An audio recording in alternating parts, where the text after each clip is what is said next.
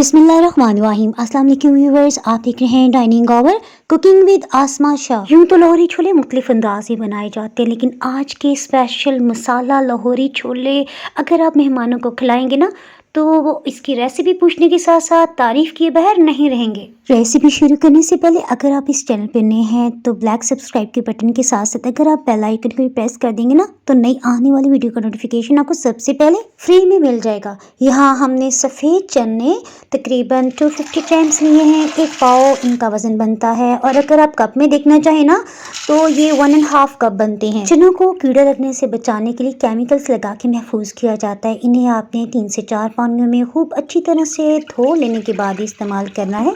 चनों को धोते जब तक इसमें पिलाहट माइल येलो सा पानी होगा ना तो आपने इसको धोते रहना है। जैसे ही देखेंगे इसका पानी बिल्कुल साफ आ गया, इसे धोना बंद कर दें। चनों को पानी में भिगोते हुए कभी भी सोडे का इस्तेमाल नहीं करना चाहिए, क्योंकि इससे चनों का छिलका अलग हो जाता है।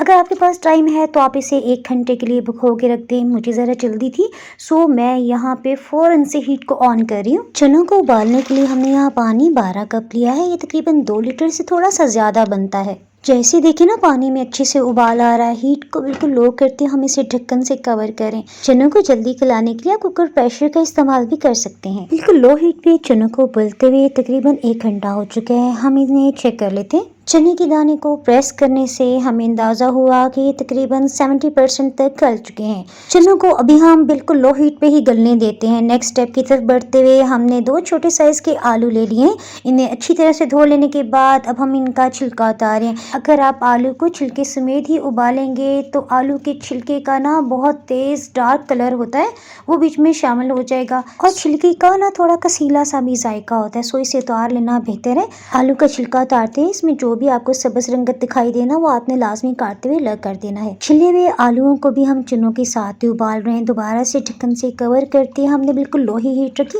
पानी थोड़ा कम लग रहा था सो हमने पानी इसमें डाल दिया है।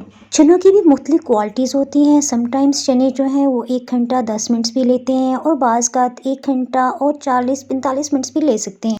अगर आलू में आसानी से ये नाइफ़ चली जाए तो उसका मतलब है कि आलू गल चुके हैं। अगर आपको थोड़े सख्त महसूस हो ना तो आप मज़ीद थोड़ी देर के लिए इन्हें गला सकते हैं। हमारी बेसिक सब तैयारी तो होगी, अब हम आ जाते हैं अपनी मेन रेसिपी की तरफ। इसके लिए हमने बड़े साइज़ का एक प्याज लिया है। इसे अच्छी तरह से धो लेने के बाद अगर आप पानी में इसे धो लेंगे ना तो काटते हुए आंखों में आंसू नहीं आएंगे। प्याज को फाइनली चॉप करने की बिल्कुल भी ज़रूरत नहीं। आप टेढ़ा मेढ़ा जैसा चाहे मर्जी काट सकते हैं। हमने यहाँ से 2 से 3 कट लगाए हैं और बस रफली काट रहे हैं। हाँ, प्याज की आपने टेंशन नहीं लेनी कि इसमें मसाला जो है वो आपसे स्मूथ नहीं बनेगा। ज़बरदस्त ग्रेवी बनाने के लिए मैं आगे आपको इंशाल्लाह ट्रिक भी बताऊंगी। हम यहाँ 1 कप देसी घी का इस्तेमाल करें। आप चाहें तो इसमें 1 कप ऑयल भी ले सकते हैं। चॉप के सभी प्याज डाल देने के बाद हम मीडियम लो हीट पे इसे हल्की सुनहरी रंगत आने तक सौटे कर रहे हैं। गाँव से मेरे कज़न ने बहुत बड़े साइज़ का ऑर्गेनिक लहसुन बेचा है। ये हमने 2 बड़े पीसेस लिए हैं। इसके साथ 1 इंच का अदरक का पीस हमने काटते हुए अब हम इसे अच्छी तरह से पीस रहे हैं। पीस जाने के बाद लहसुन अदरक का पेस्ट 2 खाने वाले चम्मच बन गया है।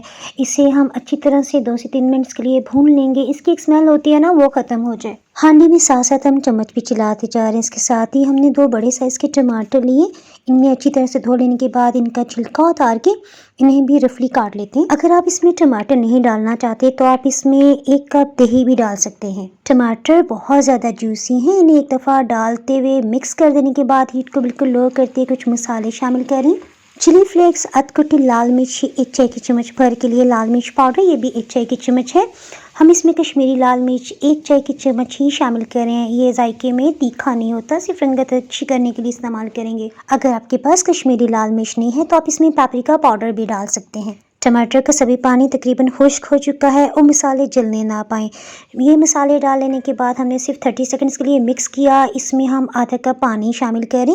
हीट को तो हमने लो ही रखा हुआ है ना। मसालों को एक दफ़ा अच्छी तरह से मिक्स कर देते हैं। इसके साथ ही हम 1 खाने वाला चम्मच भर के नमक शामिल करें। साबुत खुश्क धनिया 1 खाने वाला चम्मच भर के हमने लिया है।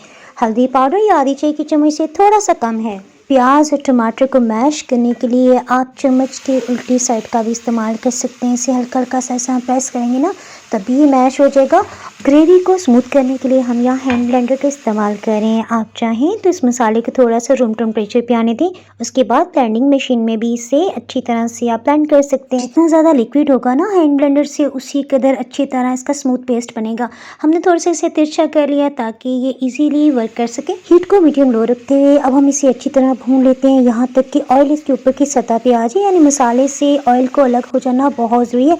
अगर इस स्टेज पे आप डंडी में आ जाएंगे ना कि अच्छा बस चने डालें और इसे कवर कर दें, तो जब ये सालन तैयार होगा ना तो ऑयल इसके ऊपर की सतह पे नहीं आ पाएगा और फिर आप परेशान होंगे कि ये बात तो मैंने बताई नहीं थी। उबले हुए चने हमने आधे से ज़्यादा इसमें शामिल कर दिए और सिर्फ एक हिस्सा हमने चने रहने दिए हैं। इसके साथ ही हम अच्छी तरह से एक दफ़ा इसे मिक्स कर लेते हैं, साथ साथ इसमें चम्मच भी चलाते जाएंगे। इस टाइम में हमने हीट को बिल्कुल लो किया हुआ है और जो उबले हुए आलू थे ना उनको हम छोटे छोटे पीसेस में काट रहे हैं। आलू का छिलका तो हमने पहले ही उतार लिया था ना। चनों को मसालादार बनाने के लिए आप इसे चाहें तो ब्लेंडिंग जग में भी इसका पेस्ट बना सकते हैं। हमने दोबारा से इसमें वही हैंड ब्लेंडर बगैर वॉश किए इसमें भी हम चला रहे हैं। आपके अंदाजे के लिए यहाँ मैं बताती चलूँ कि हमने यहाँ आधे कप से थोड़े कम चने लिए हैं और 2 छोटे साइज़ के आलू आपने डालने हैं।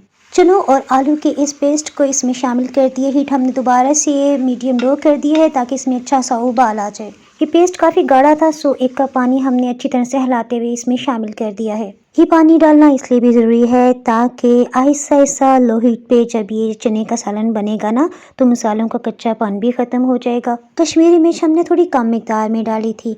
इसकी रंगत मज़ीद अच्छी बनाने के लिए 1 टेबल स्पून हमने पेपरिका पाउडर भी डाल दिया है। इसे अच्छी तरह से मिक्स कर लेते हैं।